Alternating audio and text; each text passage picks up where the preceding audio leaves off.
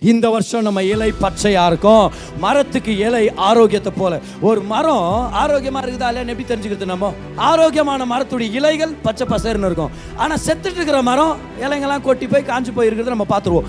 இலைகள் பச்சையா இருக்கும்னா என்ன அர்த்தம்? நம்மளை பார்த்து கர்த்தர் சொல்றாரு, உனக்கு ஆரோக்கியத்துல குறைவே இருக்காது, சரீர ஆரோக்கியத்துல குறைவு இருக்காது, பொருளாதார ஆரோக்கியத்துல குறைவு இருக்காது, கமான் உங்களுடைய குடும்ப வாழ்க்கையில ஆரோக்கியத்துல குறைவு இருக்காது, உங்களுடைய தொழில் ரீதியாக ஆரோக்கியத்தில் குறைவு இருக்காது, உங்களுடைய ஆவிக்குரிய வாழ்க்கையின் ஆரோக்கியத்தில் குறைவு இருக்காது.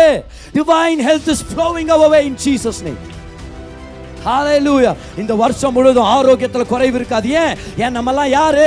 தேவனுடைய நதி ஓரமாக நாட்டப்பட்டவர்கள், பரிசுத்த ஆவியானவரோட நெருக்கமா இருக்கிறவங்க. அதனால உஷ்ணம் வரும், ஆனா நம்மளுடைய ஆரோக்கியத்தில் எந்த வித பற்றாக்குறையும் இருக்காது.